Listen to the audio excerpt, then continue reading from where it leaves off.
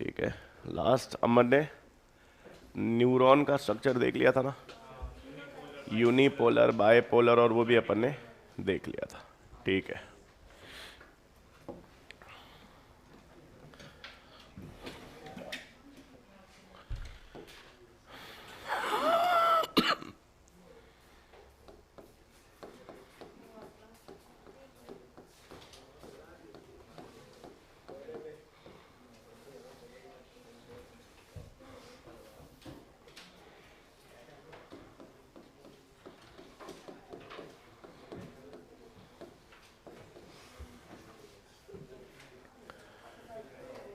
ठीक है। अच्छा, अब पहली चीज जो आपको पता होनी चाहिए कि ये एक टर्म होता है जिसमें अपन कहते हैं एक्सोलेमा। एक्सॉन होता है, एक्सॉन की प्लाज्मा मेम्ब्रेन को हम क्या कहेंगे? एक्सोलेमा। तो एक्सोलेमा का मतलब हमारे पास क्या हो गया? लिख लो पहले तो, एक्सोलेमा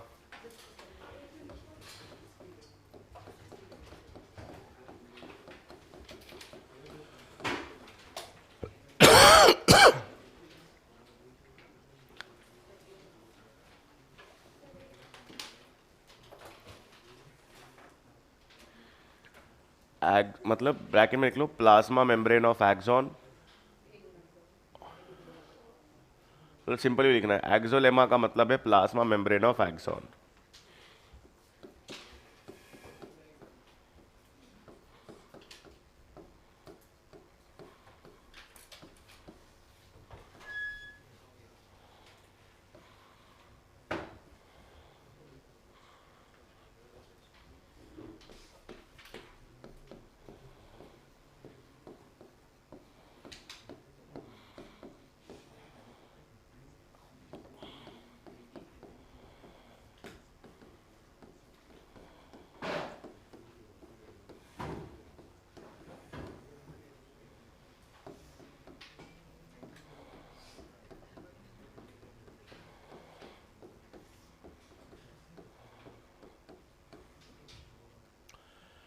ठीक है। अभी देखो, यहां पर मैं सबसे पहले बात किसकी कर रहे हैं अपन? Types of channels. अब यहां पर चैनल का मतलब प्रोटीन है। ठीक है, चैनल्स का मतलब क्या है? ये प्रोटीन्स। अब ज्यादातर ये प्रोटीन चैनल्स जो हैं ये मिलेंगे कहां पर? मेम्ब्रेन पर। और कहां पर मिलेंगे? एक्सॉन की मेम्ब्रेन पर। अब एक एक करके देखो। ये जो आपके पास लीकेज चैनल्स हैं, लीकेज चैनल्स में हमारे पास दो होते हैं। एक तो होते हैं सोडियम लीकेज चैनल्स, और एक होते हैं पोटेशियम लीकेज चैनल्स। एनसीईआरटी में एक लाइन दे रखी है, और एनसीईआरटी में एक लाइन क्या दे रखी है कि जो एक्सोलेमा है, मतलब एक्सॉन की जो प्लाज्मा मेम्ब्रेन है, वो किसके लिए ज्यादा परमिएबल होती है? पोटेशियम के लिए ज्यादा परमिएबल होती है, सोडियम के लिए परमिएबल नहीं होती। इसका मतलब जो एक्सॉन की प्लाज्मा मेम्ब्रेन है वो पोटेशियम को तो आसानी से मूव करने देगी, किसको मूव नहीं करने देगी? सोडियम को। तो इसका मतलब एक्सॉन पर या एक्सॉन की प्लाज्मा मेम्ब्रेन पर कौन से लीकेज चैनल ज्यादा होने चाहिए? पोटेशियम। पोटेशियम लीकेज चैनल ज्यादा होते हैं, इसलिए एक्सोलेमा किसके लिए परमिएबल है? पोटेशियम। और किसके लिए बहुत कम या नहीं के बराबर परमिएबल है? सोडियम। प्रेजेंस, क्योंकि पोटेशियम लीकेज चैनल ज़्यादा हैं, सोडियम लीकेज चैनल्स नहीं हैं, इसलिए एक्सोलेमा किसके लिए ज़्यादा परमिएबल है? पोटेशियम। किसके लिए कम है? ये तो हम पढ़ेंगे ना, ये सब आगे चलकर पोटेंशियल डेवलप करने में, इंपल्स पैदा करने में मदद करेंगे।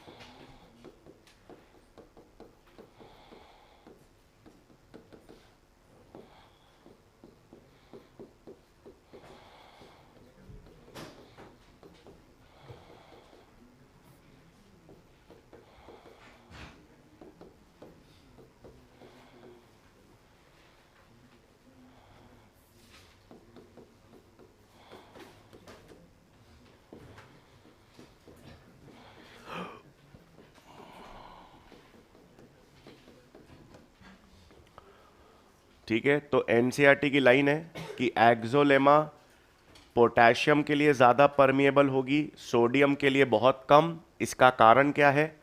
क्योंकि एक्सोलेमा में कौन से चैनल ज़्यादा होंगे? पोटेशियम लीकेज चैनल ज़्यादा होंगे।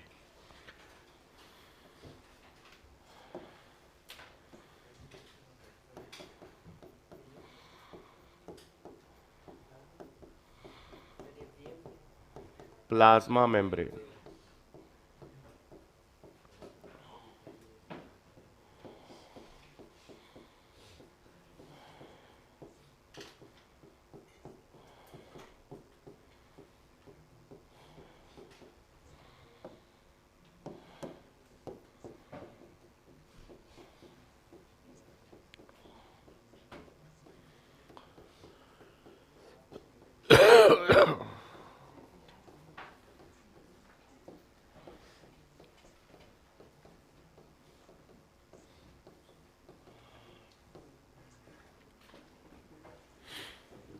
ठीक है।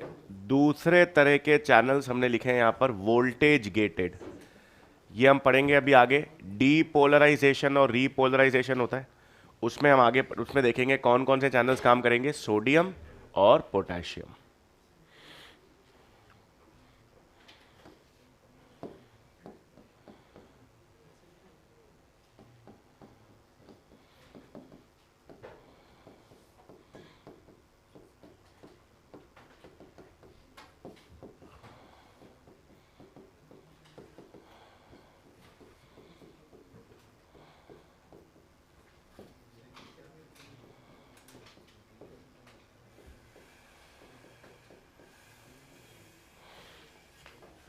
ठीक है, अब एक बार वापस देख लो जो लेट आए।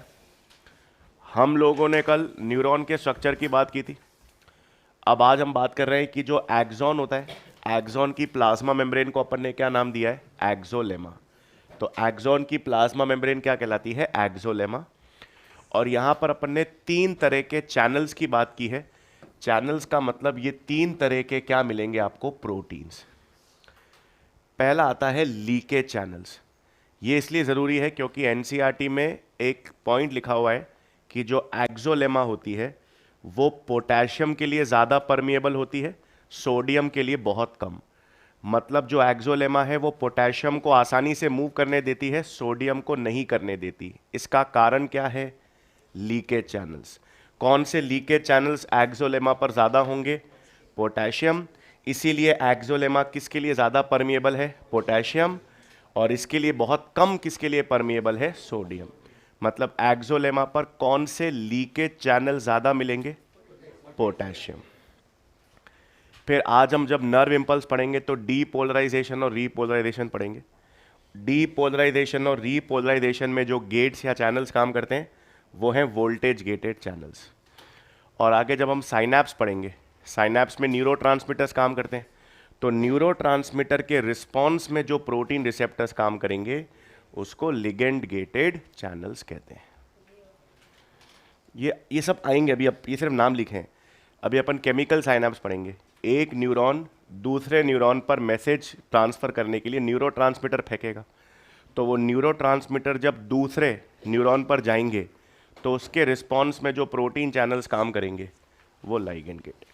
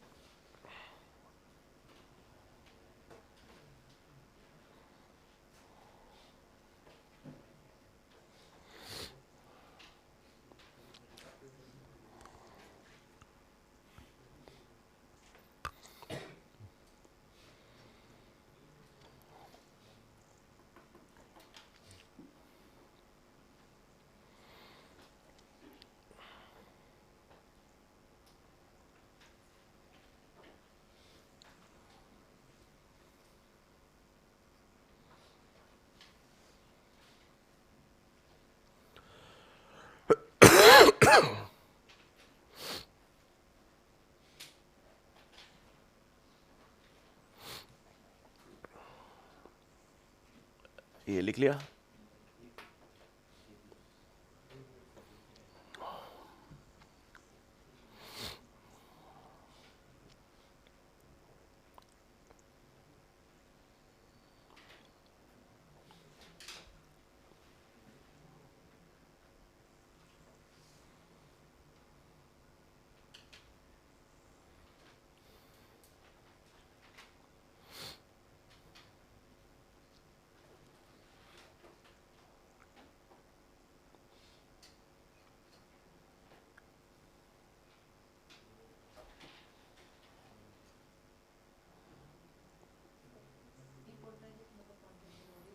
ना ना ना, अभी आएगा। अरे नहीं,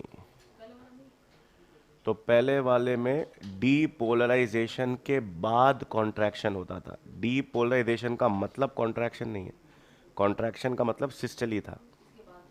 हाँ, अब यहाँ पर इम्पल्स हम देखेंगे। अब लिख लिया सबने ये तो? किसको ये चालू है क्या?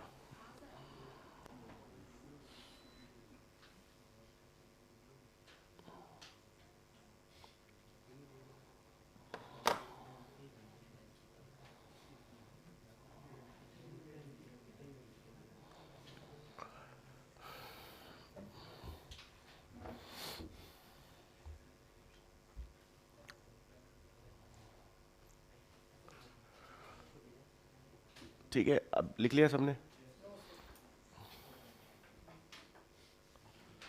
आपसे लेट आए लोगों ने लिख लिया, आप कहाँ रह गए?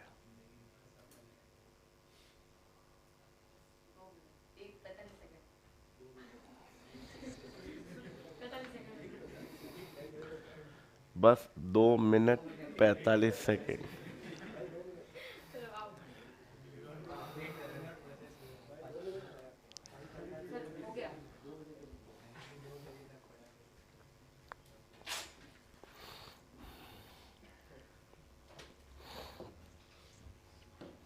अच्छा, अब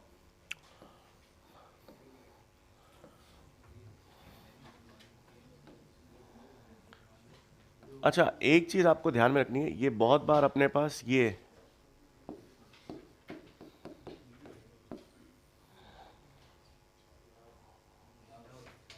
नर्व्स क्या होती है, मतलब एक, क्योंकि एक जैसे कई काफी बार अपन है ना ये टर्म भी पढ़ते हैं, गैंग्लियन, कहीं कहीं पर आप पढ़ते हो ट्रैक्ट्स, कहीं कहीं पर पढ़ते हैं नर्व्स, ये सब क्या है?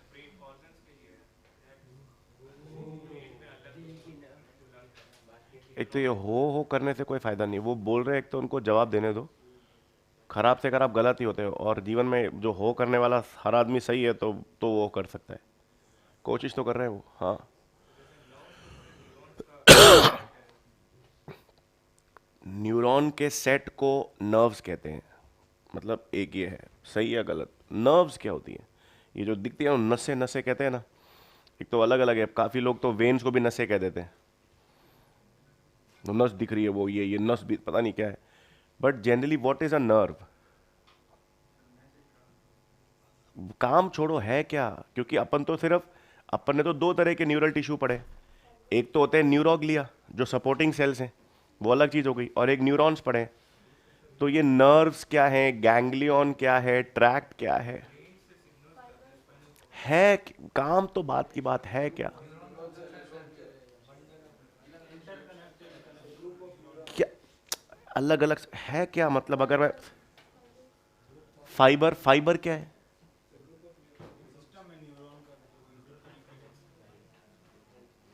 अब सुन लो एक बार, क्योंकि ये बहुत बेसिक, न्यूरॉन होता है, न्यूरॉन में एक्सॉन होता है, सही है? ये जो एक्सॉन है, ये एक्सॉन कवर्ड रहता है, एक कनेक्टिव टिश्यू है, एक कनेक्टिव टिश्यू इस एक्सॉन को कवर करके रखती है। मतलब एक्सॉन पर जब एक कवर लग जाता है, एन शीथेड एक्सॉन, शीथ का मतलब एक कवरिंग होती है, शीट, एन शीथेड का मतलब वो कवर्ड है। एन शीथेड एक्सॉन को ही हम कॉमन शब्दों में फाइबर कहते हैं। ठीक है। अब दो चीजें, अगर ये फाइबर सेंट्रल नर्वस सिस्टम के अंदर है, मतलब है तो अब पूरा न्यूरॉन नहीं है इसमें, सेल बॉडी और डेंड्राइट नहीं गिना है मैंने, सिर्फ किसकी बात हो रही है, एक्सॉन। और ऐसा एक्सॉन जो कवर्ड है उसको क्या कहते हैं, फाइबर। ये फाइबर अगर ब्रेन और स्पाइनल कॉर्ड के अंदर मिलता है तो उसे हम क्या कहते हैं, ट्रैक्ट्स।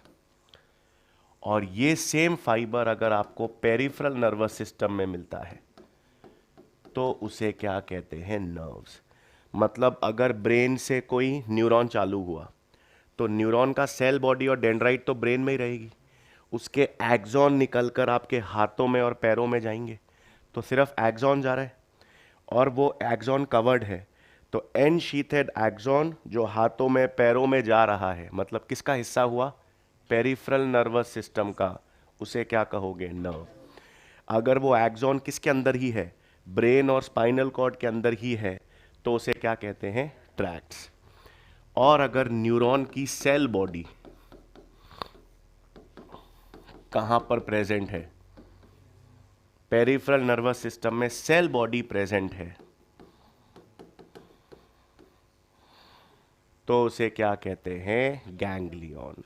अगर सेल बॉडी सीएनएस के अंदर है तो वो सेल बॉडी ही कहलाएगी, बट अगर कोई न्यूरॉन का सेल बॉडी किसका हिस्सा है, पेरिफेरल नर्वस सिस्टम का हिस्सा है, तो उसे क्या कहते हैं, गैंग्लियन। हाँ,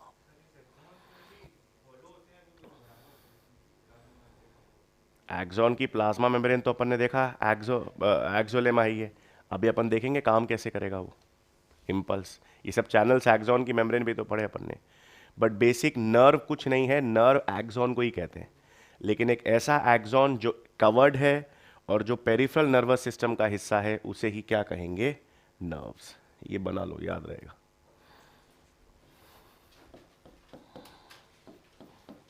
मतलब एनशीथेड एक्सॉन को क्या कहेंगे, फाइबर।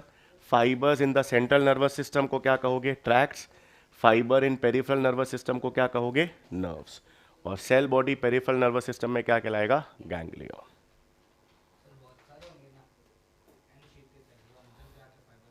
जरूरी नहीं है, एक एक्सॉन इतना लंबा भी हो सकता है कि वो यहां से लेकर पैरों तक चला जाए।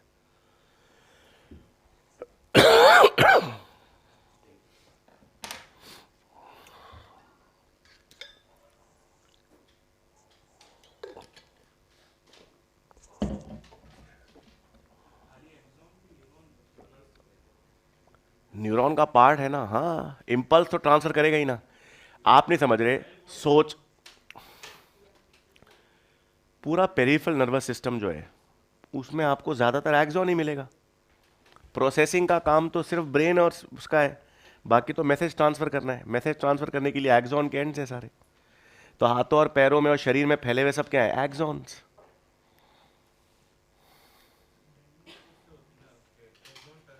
हाँ, तो एक्सॉन गया और टर्मिनल्स उसके खुल गए किसी ऑर्गन के अंदर।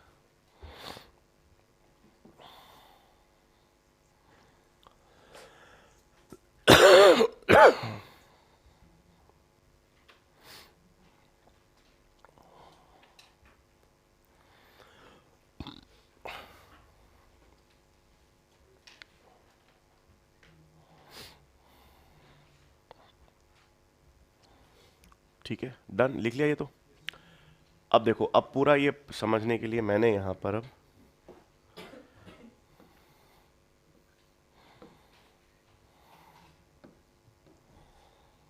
ये मैंने एक एक्सॉन का पार्ट ले लिया, ये एक्सॉन की प्लाज्मा मेम्ब्रेन है। एक्सॉन की प्लाज्मा मेम्ब्रेन को मैंने क्या नाम दे दिया, एक्सोलेमा। तो एक्सॉन के अंदर वाला हिस्सा क्या कहलाएगा, एक्सोप्लाज्म। और ये बाहर वाला हिस्सा है। एक चीज आपको हमेशा याद रखनी है, कोई भी, ये तो मैंने न्यूरॉन लिया है, कोई भी सेल हो, सेल के अंदर यानी इंट्रा सेल्यूलर साइड में कौन सा आयन ज्यादा होगा, पोटेशियम। और सेल के बाहर यानी एक्स्ट्रा सेल्यूलर फ्लूइड में, तो ब्लड पे सवाल आ जाए, लिम्फ पे सवाल आ जाए, इंटरस्टिशियल फ्लूइड पे सवाल आ जाए, सब एक्स्ट्रा सेल्यूलर फ्लूइड है। ब्लड, इंटरस्टिशियल फ्लूइड, लिम्फ, सब एक्स्ट्रा सेल्यूलर फ्लूइड है। सब में किसकी कॉन्सेंट्रेशन मैक्सिमम? सोडियम। और कोई भी सेल हो, हिपैटोसाइट हो, मसल, कोई भी सेल हो, सेल के अंदर किसकी अमायत ज़्यादा? पोटेशियम। तो इसका मतलब बाय डिफॉल्ट पोटेशियम के लेवल्स कहाँ ज़्यादा होंगे? अंदर। और सोडियम के लेवल्स कहाँ ज़्यादा होंगे?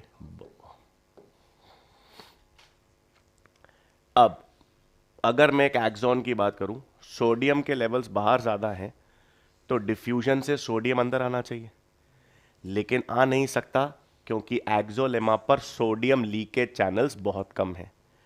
इसलिए एनसीईआरटी में दे रखा है axolemma is very less permeable to sodium, क्योंकि लीकेज चैनल्स हैं नहीं। लेकिन यहां पर जगह जगह पर कौन से? पोटेशियम लीकेज चैनल्स मिलेंगे। और पोटेशियम लीकेज चैनल्स मिलेंगे, इसलिए थोड़े थोड़े पोटेशियम बाहर निकलते रहेंगे।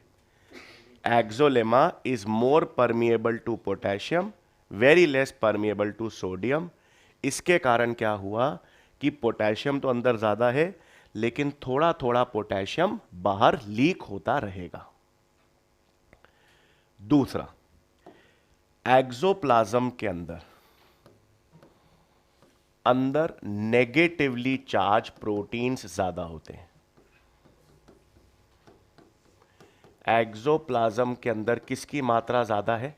नेगेटिवली चार्ज प्रोटीन्स की मात्रा ज्यादा है। और तीसरा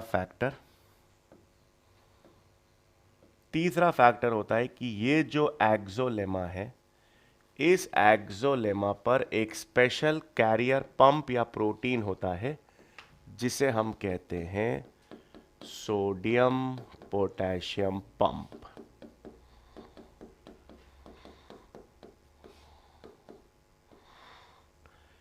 इसका काम होता है कि ये एनर्जी यूज करके, मतलब एक्टिवली, देखो सोडियम बाहर ज्यादा है तो अंदर अपने आप आना चाहिए, लेकिन आ नहीं पा रहा। लेकिन अगर मुझे सोडियम को अंदर से बाहर फेंकना है तो ये कॉन्सेंट्रेशन के अगेंस्ट ही होगा। तो sodium potassium pump energy use करके 3 सोडियम को बाहर पंप करता है और 2 पोटेशियम को अंदर पंप करता है। ये अगेंस्ट द कॉन्सेंट्रेशन ग्रेडियंट है या down the concentration gradient? Against the concentration gradient, इसलिए एक्टिव प्रोसेस है। मतलब हमने 3 चीजें देखी। पहला अपन ने देखा कुछ पोटेशियम लीक होकर बाहर जा रहा है। दूसरा हमने देखा एक्सोप्लाज्म के अंदर नेगेटिवली चार्ज प्रोटीन ज्यादा है। और तीसरा हमने देखा सोडियम पोटेशियम पंप, 3 सोडियम बाहर पंप कर रहा है लेकिन 2 ही पोटेशियम अंदर ला रहा है।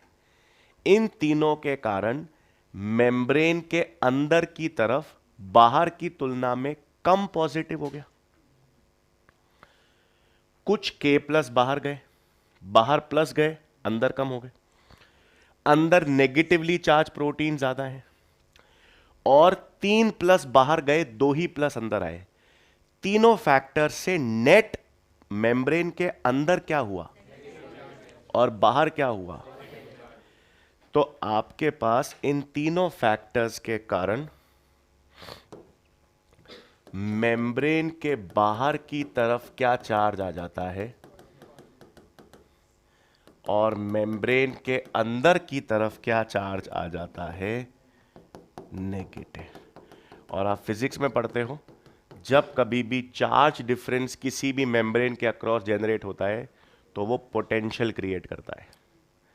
और ये चार्ज डिफरेंस के कारण जो पोटेंशियल जनरेट होता है उसे हम रेस्टिंग मेम्ब्रेन पोटेंशियल कहते हैं। तो अब आप समझ रहे हो, ये अपन न्यूरॉन में पढ़ रहे हैं, आपकी कार्डियक मसल्स में भी ऐसा होता है। और पहला सवाल ये आता है कि सर हमारे शरीर में सिर्फ कार्डियक मसल्स में और न्यूरॉन में ही ये इंपल्स ट्रांसफर करने की क्षमता क्यों है, आज लिवर सेल में क्यों नहीं है या किडनी सेल में क्यों नहीं है? तो इसका मतलब भाई, आप बोलोगे सर मेरे को फैन ऑन करना है, तो फैन ऑन कहाँ कर पाऊंगा? जहां पर स्विच बोर्ड होगा, जहां पर स्विच होगा।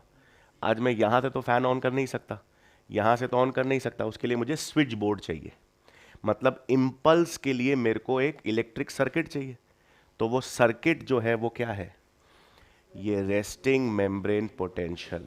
ये अंदर माइनस बाहर प्लस, ऐसी कंडीशन आपको केवल न्यूरॉन में मिलती है और कार्डियक मसल्स में मिलती है। अंदर माइनस बाहर प्लस किन फैक्टर्स के कारण आया? 3 फैक्टर्स। कुछ पोटेशियम लीक होकर बाहर गए क्योंकि एक्सोलेमा परमिएबल है। सोडियम पोटेशियम हमने 3 सोडियम बाहर पंप किए, 2 पोटेशियम अंदर लाया। और नेगेटिवली चार्ज्ड प्रोटीन्स एक्सो, तीनों फैक्टर्स के कारण अंदर माइनस बाहर प्लस, और ये एक्सोलेमा है। इस कंडीशन को हम कहते हैं, मतलब रेस्टिंग मेम्ब्रेन पोटेंशियल की वैल्यू होती है -70 मिली वोल्ट से -90 मिली वोल्ट होती है। माइनस क्या दर्शा रहा है कि अंदर मेम्ब्रेन के अंदर माइनस है, बाहर प्लस है, और इस समय इस कंडीशन को हम क्या कहेंगे? पोलराइज्ड। यहां तक क्लियर है बात? पक्का? मतलब जब आप इमेजिन कर रहे हो, अच्छा ये आरएमपी है, मतलब इसको मैंने नाम क्या दिया है? Resting membrane potential. इसका मतलब अभी ये न्यूरॉन काम नहीं कर रहा, अभी ये न्यूरॉन इंपल्स ट्रांसफर नहीं कर रहा। मतलब अभी जो हमारे पीछे स्विच बोर्ड है उसमें जहां जहां स्विच ऑफ है, मतलब कभी काम नहीं हो रहा, करंट फ्लो नहीं कर रहा, तो स्विच ऑफ कंडीशन को क्या कहेंगे? पोलराइज्ड। क्लियर? आपको इतना याद रखना है, कोई भी न्यूरॉन है, फॉर एग्जाम्पल अभी मेरे पास एक न्यूरॉन एक्सॉन है और ये न्यूरॉन का एक्सॉन मेरे हाथों या स्किन तक फैल रहा है, लेकिन अभी मैं कोई इंपल्स ट्रांसफर नहीं कर रहा, अभी कोई इंपल्स या करंट ट्रांसफर नहीं हो रहा, तो मेरे पूरे के पूरे एक्सॉन की मेम्ब्रेन पे अंदर की तरफ नेगेटिव, बाहर की तरफ पॉजिटिव। कौन सी कंडीशन है? Polarised, switch off. और अंदर माइनस बाहर प्लस किस कारण आया? 3 फैक्टर्स। पोटेशियम लीक होकर बाहर जा रहे हैं, 3 बाहर सोडियम बाहर पंप हो रहे हैं, 2 ही अंदर आ रहे हैं नेगेटिव। तो अब मैंने क्या किया,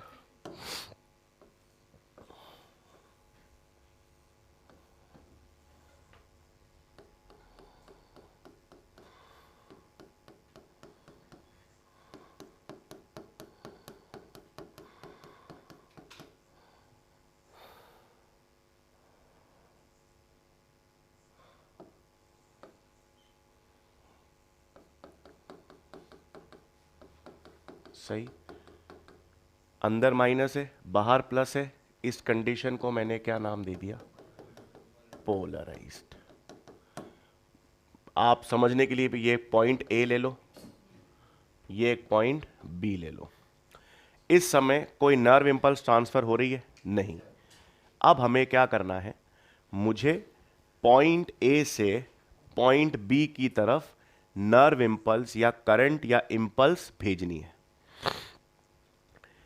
पोलराइज स्टेट का मतलब, अगर ये पोलराइज स्टेट है, बाहर प्लस है अंदर माइनस है, स्विच ऑफ है, तो अगर मुझे इंपल्स भेजनी है तो मुझे इस कंडीशन को रिवर्स करना पड़ेगा, जो ऑफ है उसका ऑपोजिट ऑन करना पड़ेगा। तो इसका मतलब अगर मुझे इंपल्स भेजनी है तो मुझे क्या करना पड़ेगा? डीपोलराइजेशन। इसलिए डेफिनेशन जब हम बात करते हैं ना, what is a nerve impulse, ये इंपल्स है क्या? फ्लो ऑफ आयंस तो ठीक है, but nerve impulse is a wave of depolarisation. जैसे जैसे एक लहर डीपोलराइजेशन की बनती रहेगी, वैसे वैसे इस पॉइंट से इस पॉइंट पर नर्व इंपल्स जाता रहेगा। कैसे? इतना समझ आ गया? स्विच ऑफ कंडीशन क्या है? पोलराइज। तो अगर मुझे इंपल्स इस पॉइंट से इस पॉइंट तक या इस पॉइंट से इस पॉइंट तक भेजनी है, तो मुझे इस कंडीशन को क्या करना पड़ेगा? रिवर्स। क्या करना पड़ेगा? डीपोलराइज। डीपोलराइजेशन में अब कौन से क्या करेंगे? ये वोल्टेज गेटेड सोडियम गेट्स खुलेंगे। मतलब अब जब मैं डीपोलराइजेशन की बात करूंगा तो डीपोलराइजेशन में voltage gated sodium channels open. ये प्रोटीन्स है और ये प्रोटीन से मतलब फाटक है, ये खुल जाएंगी। सोडियम कहाँ ज़्यादा है? तो अगर सोडियम की फाटक खुलेंगी इस मेम्ब्रेन पर तो सोडियम कहाँ से कहाँ आएगा? बाहर से अंदर। सोडियम आयंस का क्या होगा? इनफ्लक्स। कहाँ से कहाँ? बाहर से अंदर की तरफ। और जैसे जैसे वो बाहर से अंदर आएंगे,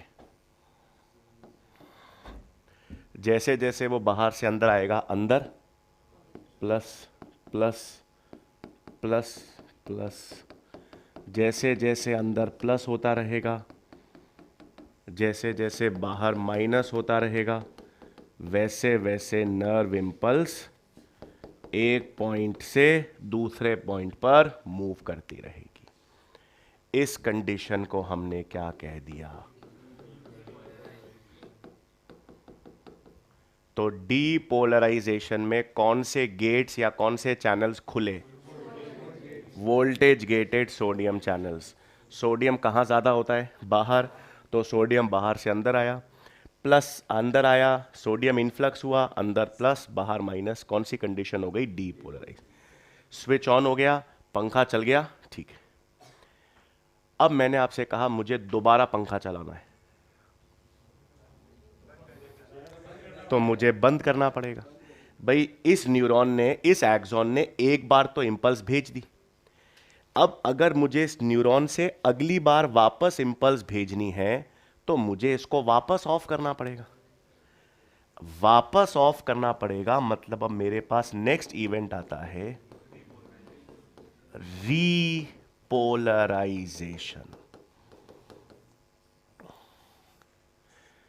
अब रीपोलराइजेशन का मतलब है सोडियम गेट्स तो हो जाएंगे बंद और पोटेशियम गेट्स खुलेंगे। पोटेशियम कहां ज्यादा? तो पोटेशियम की फाटक खुलेगी तो पोटेशियम। तो रीपोलराइजेशन में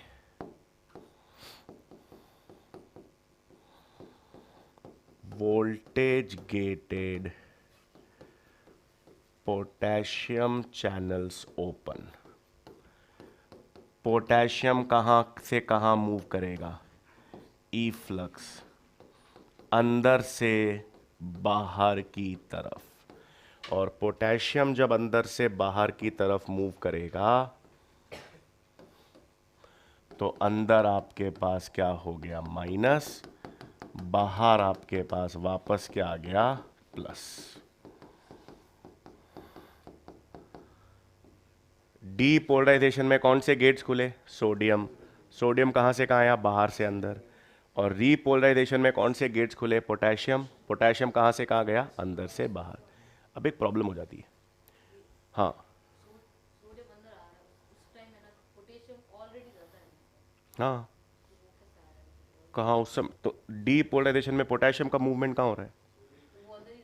हाँ, जब पोटेशियम गेट्स खुलेंगे तो पोटेशियम मूव करेगा।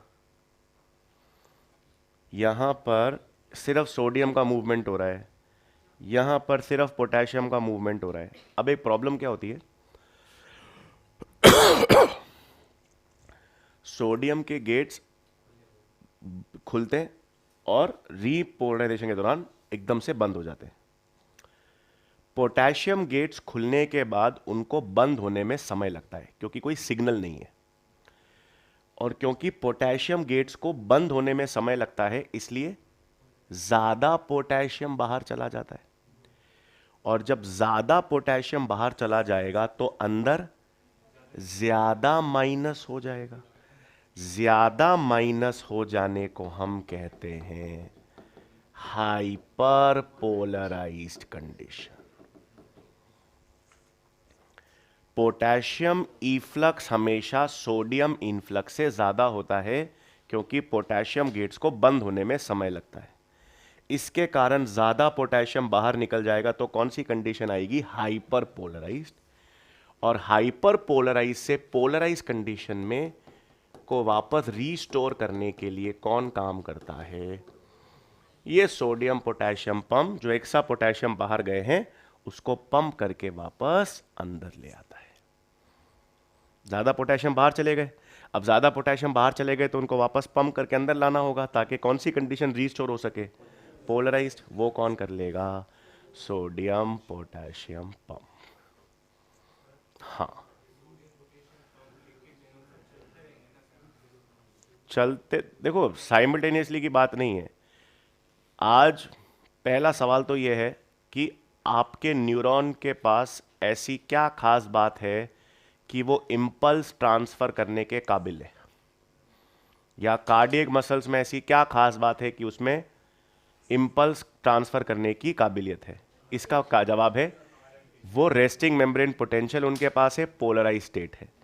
तो वो पोलराइज स्टेट क्या है और कैसे जनरेट हुआ? पहला तो वो चीज, अंदर माइनस बाहर प्लस, ये आया कैसे? उसके 3 कारण है।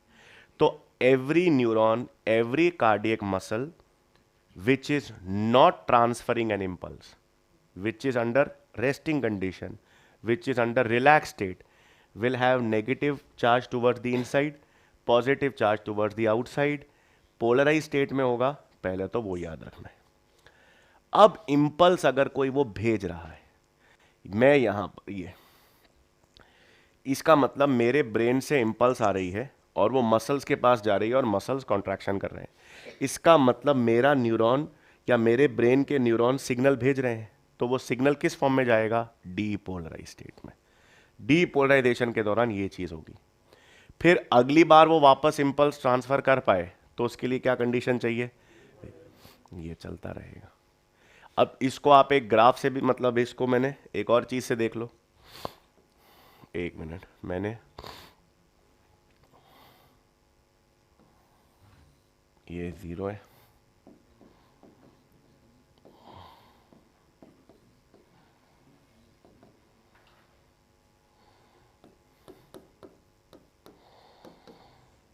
ये मैंने पास पोटेंशियल डेवलप किया है। रेस्टिंग मेम्ब्रेन पोटेंशियल कहाँ होता है? -70 पर। तो मैंने यहां से चालू करा ये, अब डीपोलराइजेशन होगा, कहाँ तक जाएगा? ये पी, मतलब ये इवेंट कौन सा हुआ?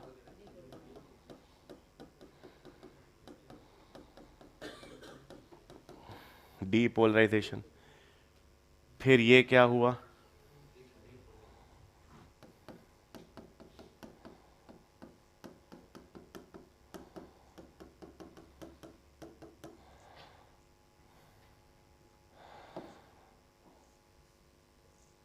और ये क्या हुआ? हाइपर पोलराइजेशन क्यों आया? क्योंकि ज़्यादा पोटेशियम बाहर चले गए। अब देखो इसमें होती तो बहुत सारी चीज़ें और हैं, लेकिन वो आपके एनसीईआरटी में मेंशन नहीं है। क्या क्या वैल्यू होती है? एक होती है थ्रेशोल्ड वैल्यू, जैसे -70 है, -70 मिली वोल्ट रेस्टिंग कंडीशन है, पोलराइज कंडीशन है। अब इसमें सोडियम अंदर आना चालू हुआ, सोडियम अंदर आना चालू हुआ तो -70 से क्या होगा? -69, -68, -67। मतलब जैसे ही सोडियम अंदर आना चालू हुआ, डीपोलराइजेशन चालू हो गया। लेकिन इसका मतलब ये नहीं है कि जैसे ही सोडियम अंदर आना चालू हुआ इंपल्स भी चालू हो गई। इंपल्स को आने में हो सकता है -60 यहां तक। मतलब एक थ्रेशोल्ड वैल्यू आप क्या करते हो? Minimum value which is responsible for triggering something. तो वो कहता है कि भाई -70 से -69 आया, डीपोलराइजेशन चालू हो गया। -68 डीपोलराइजेशन, लेकिन नर्व इंपल्स चालू नहीं हुई। नर्व इंपल्स तब चालू होगी जब मिनिमम कितनी वैल्यू आएगी? -। यहां से फिर नर्व इंपल्स चालू होगी, तो इसका मतलब -60 millivolt becomes your threshold value. लेकिन ये सिर्फ मॉड्यूल में सवाल दे रखे होंगे, एनसीईआरटी में कहीं पर भी ये थ्रेशोल्ड वैल्यू का जिक्र नहीं कर रखा है। ठीक है, सिंपल आपको इवेंट याद रखना है, डीपोलराइजेशन, और कौन सा इवेंट याद रखना है? रीपोलराइजेशन। पुरानी एनसीईआरटी में किसको मेंशन कर रखा है? हाइपर पोलराइजेशन को। क्लियर है ये चीज? पक्का?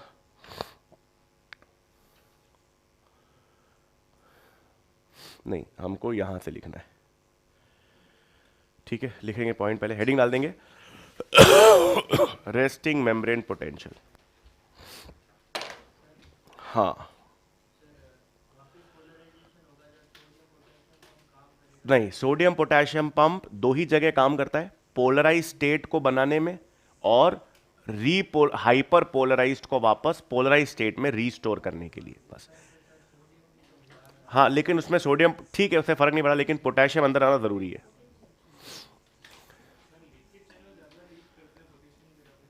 नहीं नहीं नहीं नहीं, लीक आप मुझे बताओ, नल चालू हो रहा है, लीक हो रहा है, पानी ज्यादा कम निकलेगा? तो चालू होगा, लीक में तो हल थोड़ा थोड़ा निकल रहा है, इसलिए लीकेज का है। लीकेज का मतलब कम, रिलेट बहुत कम, बस।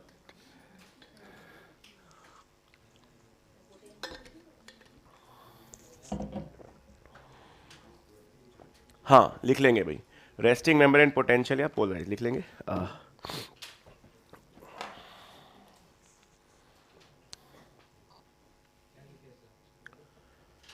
The axolemma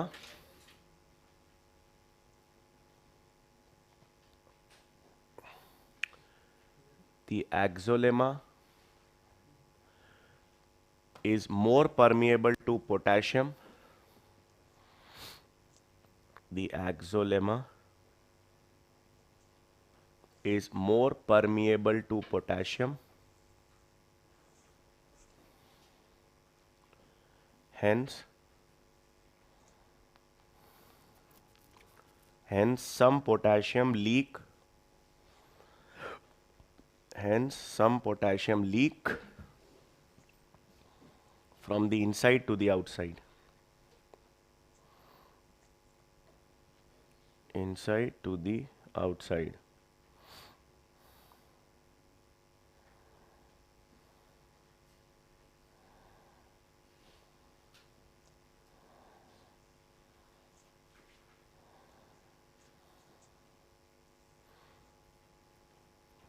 Next point.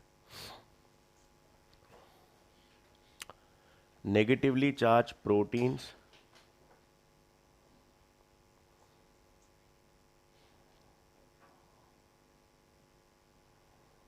negatively charged proteins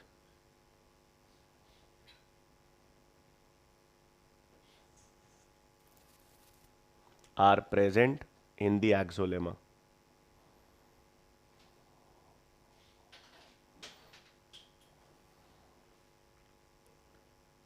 Are present in the axolemma.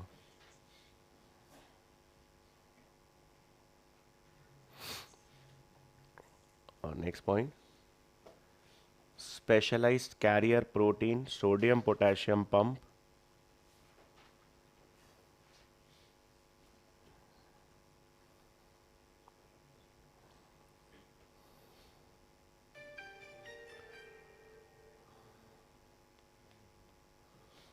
specialized carrier protein sodium potassium pump utilizes ATP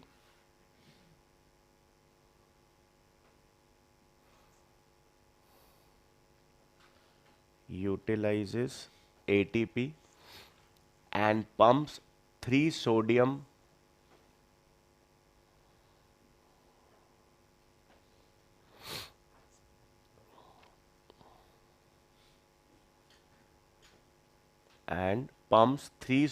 to the outside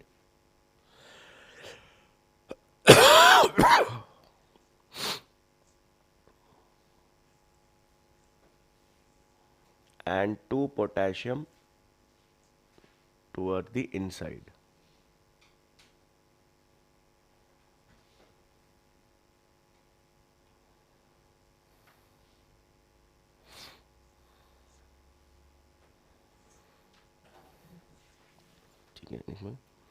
All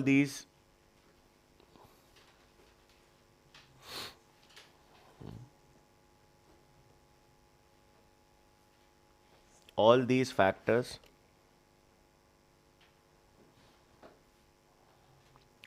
make the inside of axolemma negative. All these factors make the inside of axolemma negative with respect to outside.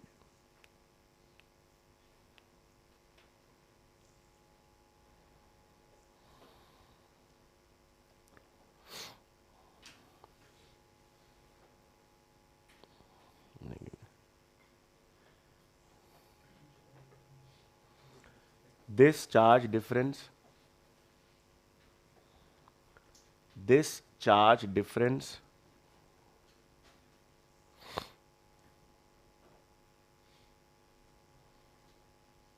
this charge difference generates a potential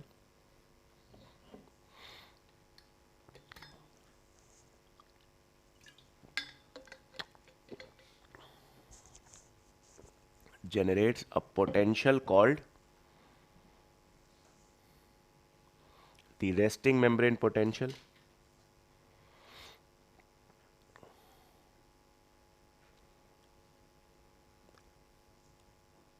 and the neuron is said to be polarized.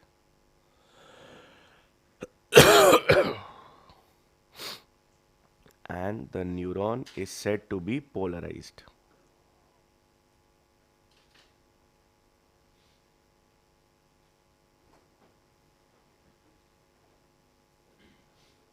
Bracket में लिख लेंगे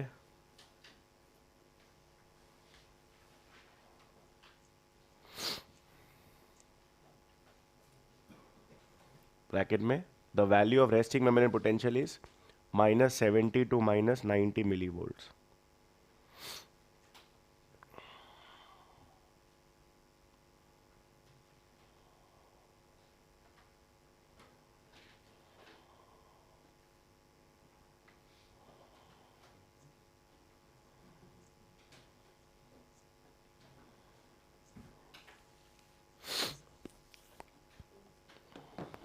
ठीक है,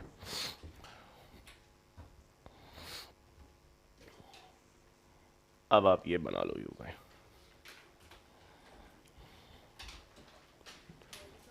हाँ, वो वाला बना लो, वो वाला, वो तो मैंने लिखवा दिया पॉइंट्स उसमें. इसमें क्या मतलब, ये अपन ने मतलब पॉइंट लिख तो लिए.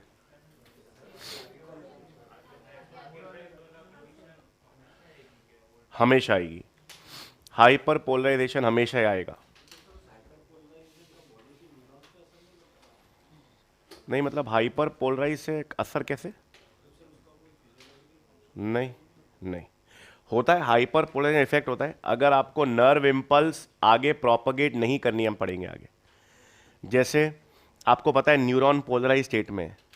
अब आपको इम्पल्स आगे ट्रांसफर करनी है तो आपको डीपोलराइजेशन करना पड़ेगा. अगर आपको नर्व इम्पल्स आगे प्रोपगेट नहीं करनी, हाइपर पोलराइजेशन. कैसे? डीपोलराइज स्टेट है अभी, सॉरी पोलराइज स्टेट है. पोलराइज स्टेट में अंदर माइनस बाहर प्लस. इम्पल्स ट्रांसफर कब होगी? जब अंदर प्लस होगा बाहर माइनस होगा, मतलब डीपोलराइज्ड. अब अगर पोलराइज स्टेट को मैं अंदर और ज्यादा माइनस कर दूं तो इंपल्स आगे नहीं जाएगी. तो मैं हाइपर पोलराइजेशन कैसे कर सकता हूं?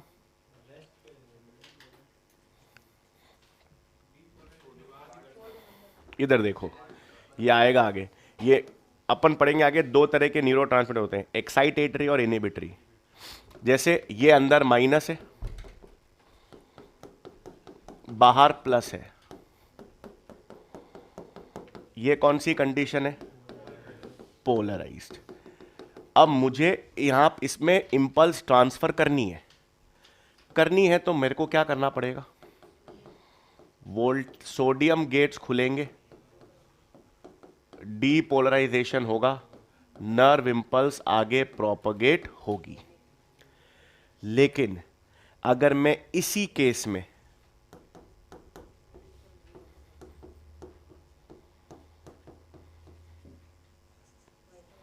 क्या होगा? पोटेशियम गेट्स खुलेंगे, पोटेशियम बाहर जाएगा,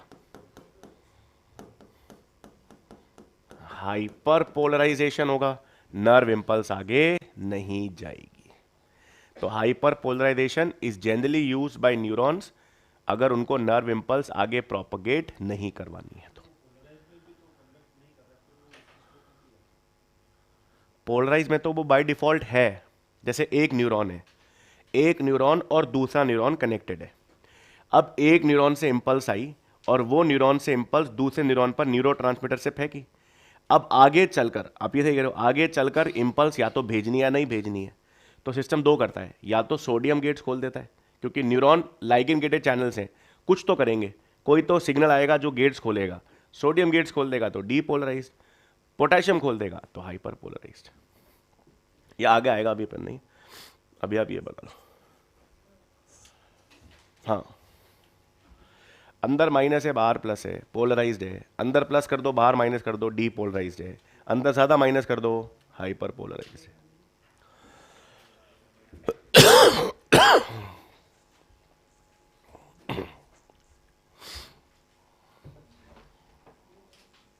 हाँ बनाओ।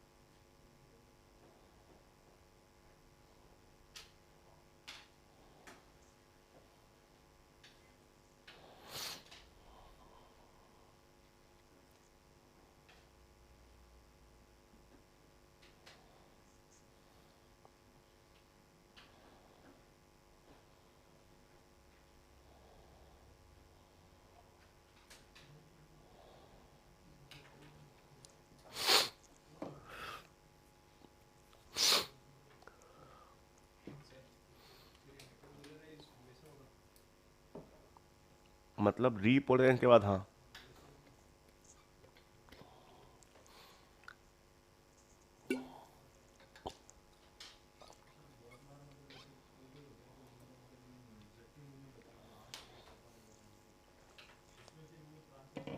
वो अलग कारण है। जग की मूवमेंट्स है तो वो तो डिफेक्ट कहाँ पर है, मसल के लेवल पर है, न्यूरॉन के लेवल पर है, न्यूरोमस्कुलर जंक्शन पर, वो तो अलग चीज़ हो गई ना बहुत सारा।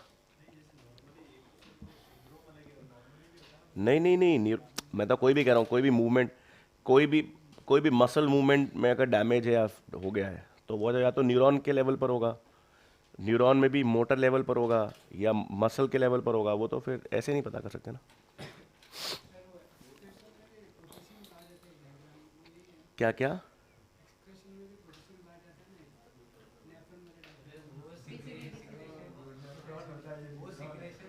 वो और इसका क्या लेना देना? हाँ वो तो सुसु में निकल रहा है। हाँ ये नहीं, ये अलग, ये सुसु में तो नहीं निकल रहा है।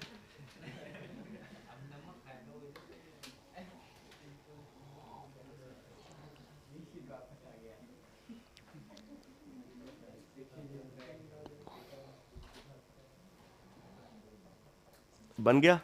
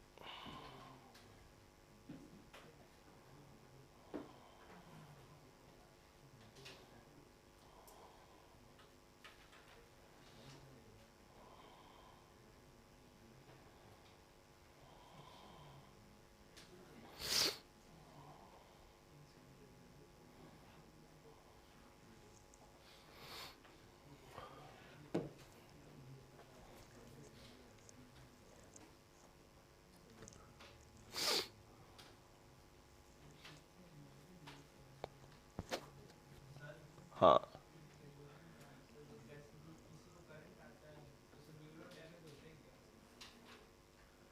नहीं नहीं, वो तो डिपेंड करता है ना, इलेक्ट्रिक शॉक कहाँ पे दिया, करंट किधर आया।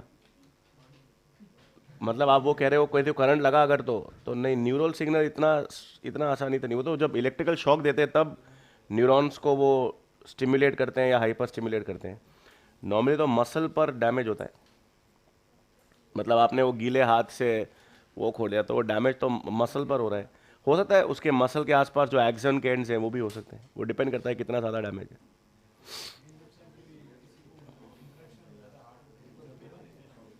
हार्ट में इन्फेक्शन हो जाता है तो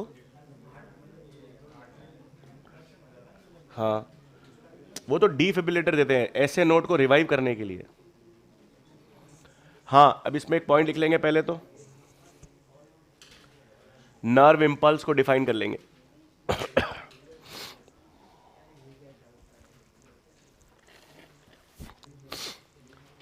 ठीक है, नर्व इम्पल्स को डिफाइन कर रहे हैं। Nerve impulse is defined as a wave of depolarisation.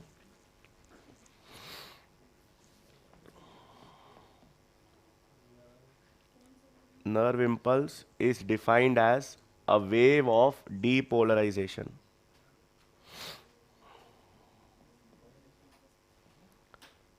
A wave of depolarization.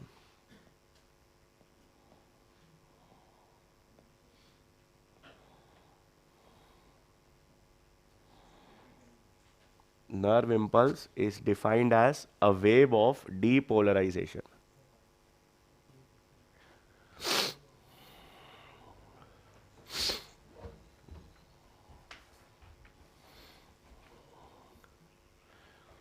ठीक है, ये बना लो।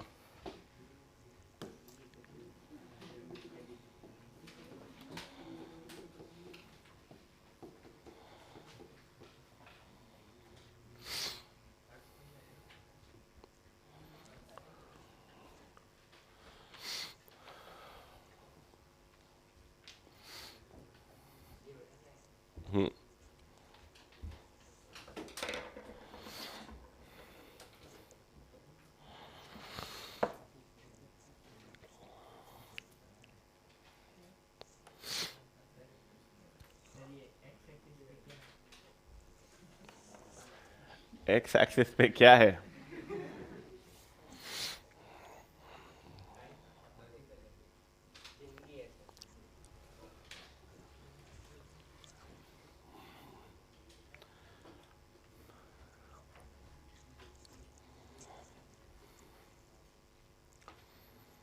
ये इंटेंसिटी तो है नहीं नर्व इम्पल्स की।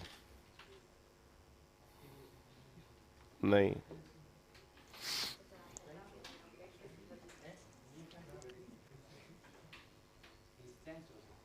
क्या हो सकती है? नहीं, ये तो कह रहा हूँ इंटेंसिटी स्ट्रेंथ नहीं है, क्योंकि नर्व इम्पल्स या तो जनरेट होती है या नहीं होती। अगर होती है तो इक्वल इंटेंसिटी या इक्वल स्ट्रेंथ से, इसलिए ये स्ट्रेंथ नहीं है। मतलब ये इररेलेवेंट है ना एक्स एक्सिस यहाँ पर, क्योंकि स्ट्रेंथ एक होता है ऑल और नन लॉ जो इसमें फॉलो होता है, या तो नर्व इम्पल्स जनरेट होगी या नहीं होगी, हुई तो बराबर इंटेंसिटी से, नहीं तो एक्स एक्सिस पे नहीं लिखते क्योंकि स्ट्रेंथ तो है नहीं कि कम और ज़्यादा। तो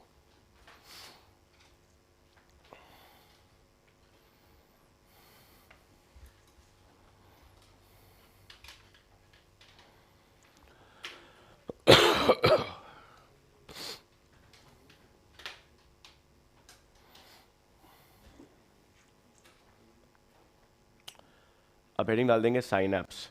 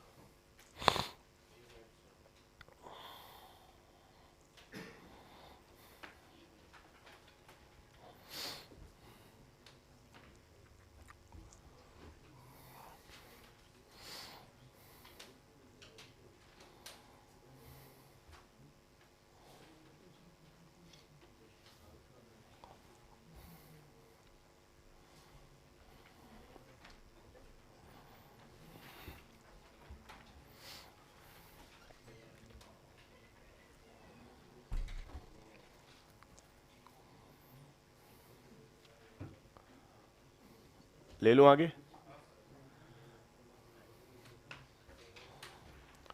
ठीक है, अब अपने पास आता है नेक्स्ट साइनैप्स। अब साइनैप्स का वैसे मतलब क्या होता है, दो न्यूरॉन्स के बीच का जंक्शन, जहां पर एक न्यूरॉन खत्म होता है और दूसरा न्यूरॉन की शुरुआत होगी, तो जंक्शन बिटवीन टू न्यूरॉन्स को हम क्या कहते हैं, साइनैप्स। अगर मैं ई की जगह आई एस लिख दूं, मतलब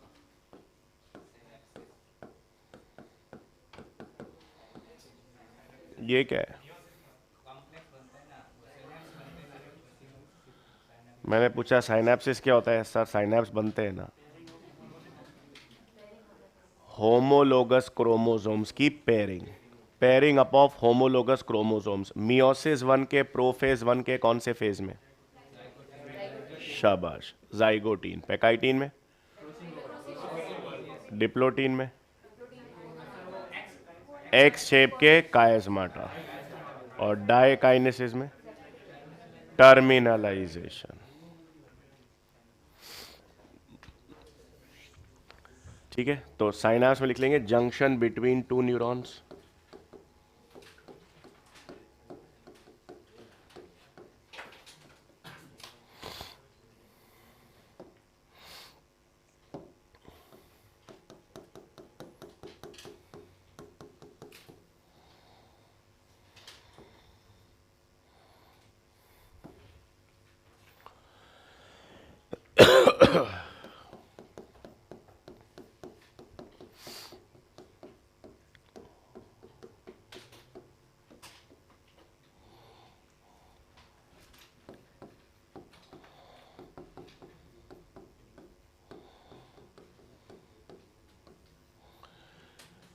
अब दो तरह के साइनैप्स होते हैं हमारे पास, एक इलेक्ट्रिकल साइनैप्स और एक केमिकल साइनैप्स।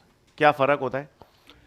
जब एक न्यूरॉन, मतलब मैंने कहा फॉर एग्जांपल ये एक न्यूरॉन है और ये दूसरा न्यूरॉन है, दोनों न्यूरॉन के बीच में डिस्टेंस बहुत कम है, और दोनों न्यूरॉन्स के बीच में डिस्टेंस इतना कम है कि आयंस जो हैं वो एक न्यूरॉन से जंप करके दूसरे न्यूरॉन पे जा सकते हैं, तो जिसमें न्यूरोट्रांसमीटर की ज़रूरत ही नहीं पड़ेगी, उन्हें क्या कहते हैं, इलेक्ट्रिकल साइनैप्स।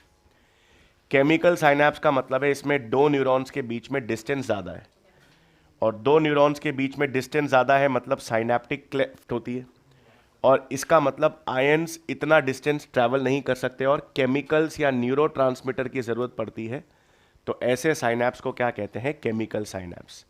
फास्ट कौन सा होगा? इलेक्ट्रिकल यार, डिस्टेंस दो न्यूरॉन के बीच में बहुत कम है, सीधा आयंस जंप कर सकते हैं, तो ये फास्ट होगा, ये स्लो होगा। लेकिन हमारे बॉडी में ज़्यादा कॉमन कौन सा होता है? क्योंकि हमारे बॉडी में न्यूरॉन्स के बीच में डिस्टेंसेस ज़्यादा हैं, तो मोर कॉमन कौन सा होगा? Chemical synapse. न्यूरोट्रांसमीटर्स किस में इन्वॉल्व होंगे? केमिकल साइनैप्स में।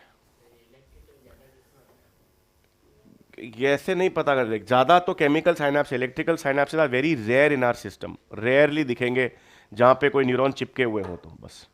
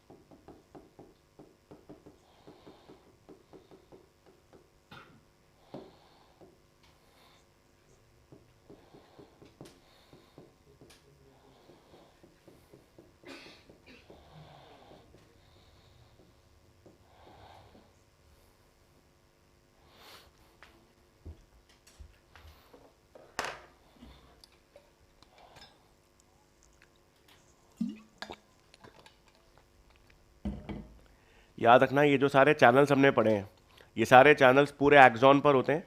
हाँ, अगर इनके ऊपर माइलिन शीथ पड़ी हो या माइलिन शीथ अगर उपस्थित हो तो वो काम नहीं करेंगे। होंगे तो पूरे एक्सोलेमा पर, जहां जहां पर माइलिन शीथ होगी वहां पर उनका फंक्शन रुक जाएगा।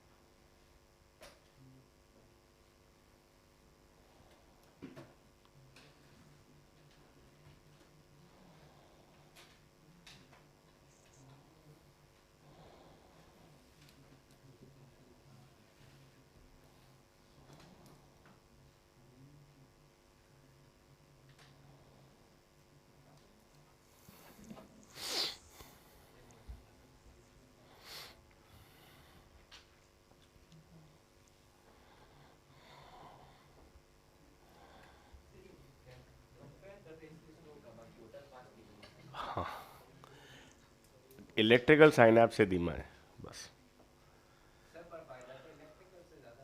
नहीं तो फायदे की बात नहीं है ना, स्ट्रक्चरली इंपॉर्टेंट है। जब दो न्यूरॉन्स के बीच में डिस्टेंस ज़्यादा है तो फिर इलेक्ट्रिकल साइनैप्स हो ही नहीं सकता। आज ऐसा तो है नहीं कि डिस्टेंस दोनों में बराबर है और फिर भी केमिकल साइनैप्स ज़्यादा हो रहा है, तो प्रॉब्लम है। और हम देखेंगे केमिकल साइनैप्स का एक और प्रॉब्लम है कि केमिकल साइनैप्स हमेशा एक डायरेक्शन में होगा, इलेक्ट्रिकल साइनैप्स बाई डायरेक्शनल हो सकता है। अभी हम देखेंगे क्यों। डिफरेंस लिख ही लो यहाँ पर, नहीं इसी में लिखवा लो।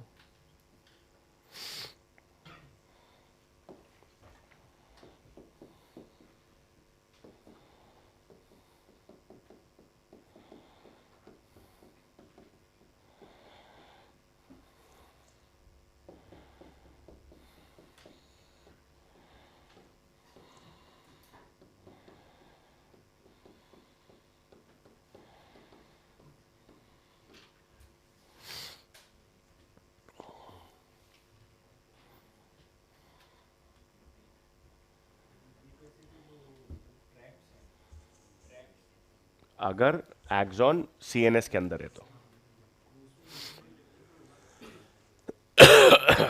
वो डिपेंड करता है बेटा, सिर्फ एक्सॉन की तो है नहीं, वो एक्सॉन दूसरे न्यूरॉन के डेंड्राइट से कितना दूर है उस पर डिपेंड करेगा ना कि वो क्या होगा।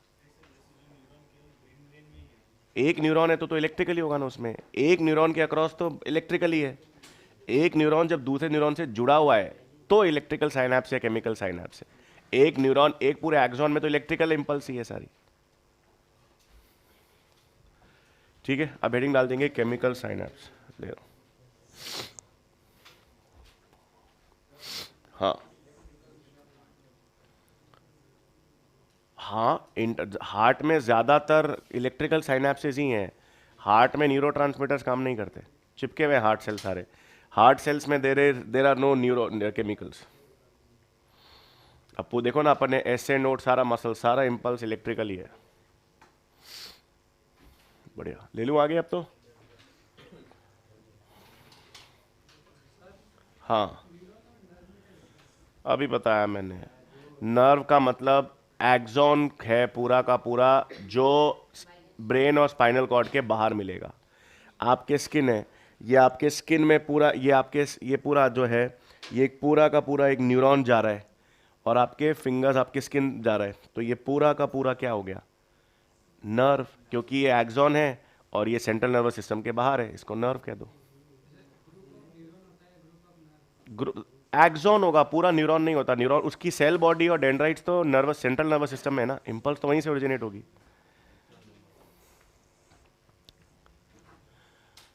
ठीक है, अब अपने पास यहां पर आ गया केमिकल साइनैप्स।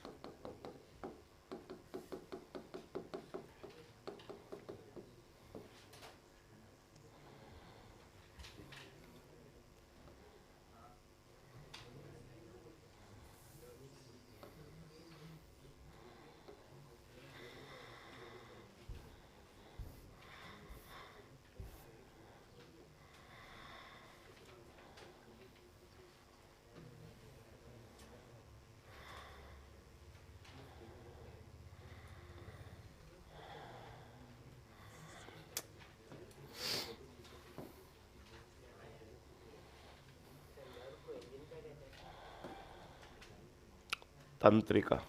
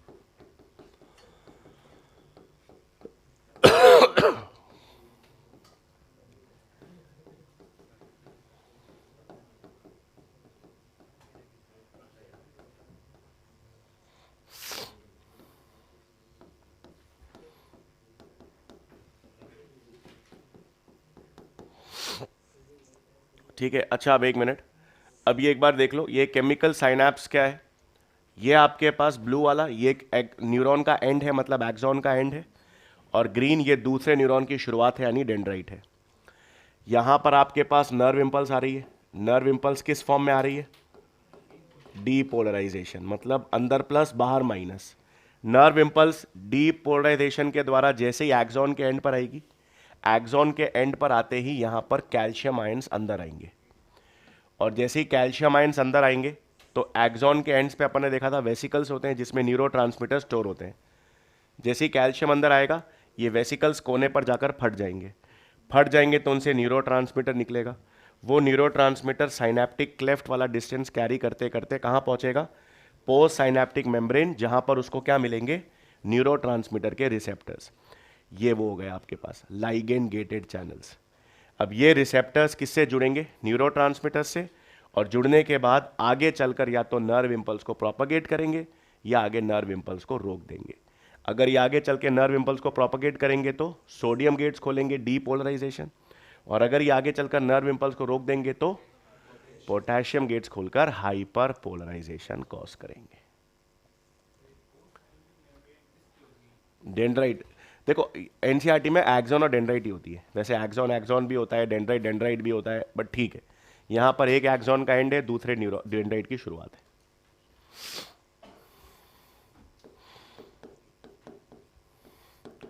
तो ये यूनिडायरेक्शनल क्यों हुआ, क्योंकि न्यूरोट्रांसमीटर के रिसेप्टर्स आपको पोस्ट साइनैप्टिक मेम्ब्रेन पर मिलेंगे, यही डायरेक्शन हो सकता है, रिवर्स नहीं हो सकता।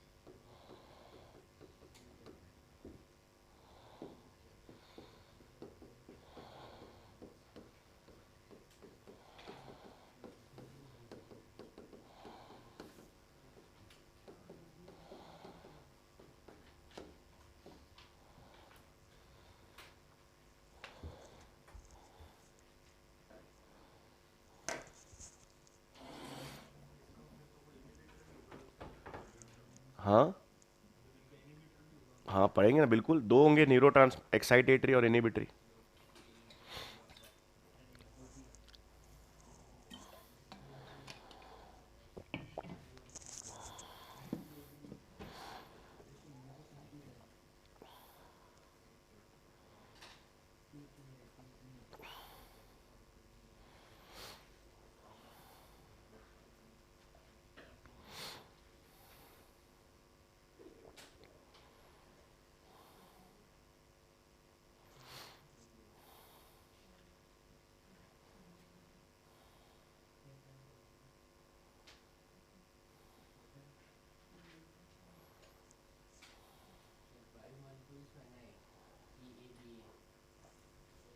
ये इसमें आएगा ना, gamma amino butyric acid.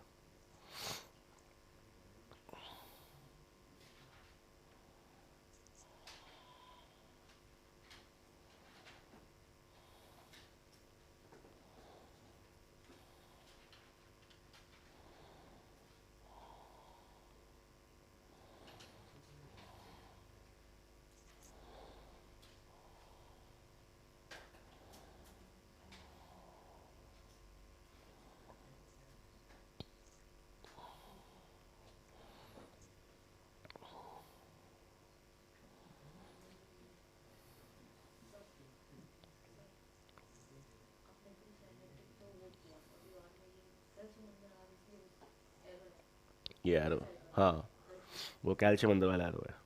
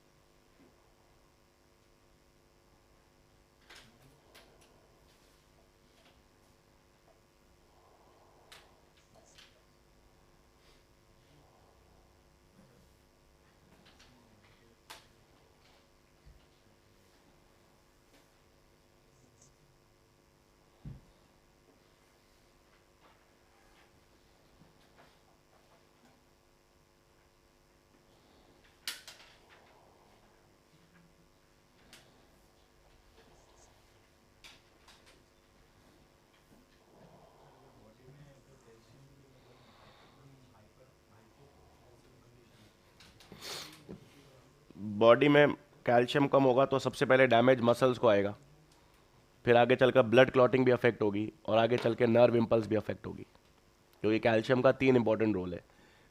Primary role उसका मसल कॉन्ट्रैक्शन में डायरेक्ट रोल है, फिर क्लॉटिंग में भी है और नर्व इम्पल्स में भी है। ठीक है, ये लिख लिया।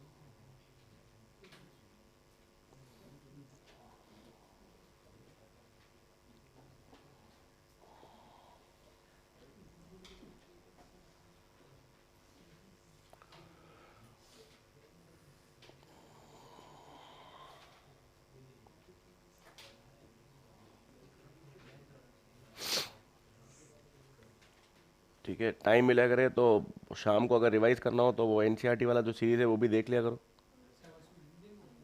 दोनों में हो जाएगा। अब तो मैंने बोला ना, अब तो फर्क है, लेकिन रिवीजन हो जाएगा। एनसीईआरटी का बाय चांस कोई पेज वेज कोई लाइन छूट जाती है तो वो पूरी तैयार हो जाएगी। चल रहा है 4:15 बजे, तो उसमें एनसीईआरटी का पेज आज हम मतलब ह्यूमन रिप्रोडक्शन तो अपन ने कंप्लीट कर लिया है, आज वो रिप्रोडक्टिव हेल्थ है। तो बाय चांस एनसीईआरटी लेकर बैठा करो, बाय चांस कोई पेज को भी खुद पढ़ते हो तो हो सकता है कभी बार लाइन छूट जाती है या कोई लाइन रह जाती है, तो सीरीज़ में वो लाइन वाइन जो भी एनसीईआरटी की है वो रहेगी नहीं, पूरा तैयार हो जाएगा, तो रिवीजन अच्छा हो जाएगा बढ़िया तरीके से, ताकि नहीं थ्योरी क्वेश्चंस लास्ट के है लेकिन मेनली थ्योरी पे, तो एनसीईआरटी का पेज बाय मतलब वो सारी लाइनें तैयार हो जाएंगी। और मतलब बेसिकली आपको 15 मार्च तक वैसे भी एक बार सिलेबस तो कंप्लीट करना ही करना है, ताकि आपके पास मिनिमम 75 दिन हो रिवीजन करने के, मतलब एटलीस्ट 75 डेज यू नीड कि आपने पूरा सिलेबस को वापस रिवाइज करो। तो 15 मार्च तक तो वैसे भी आप इसमें अच्छा मतलब जो पहली बार कर रहे हो अच्छी बात है, लेकिन कुछ चैप्टर्स अगर वापस भी रिवाइज हो जाते हैं तो अच्छी बात है, लास्ट के 75 दिनों में बहुत आसान हो जाएगा काम। मतलब ख़त्म हो गया यार रिवीजन, मैं तो मुझे नहीं पता। ठीक है,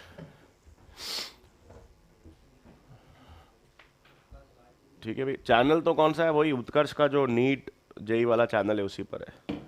ठीक है, चलो कल करेंगे बाकी।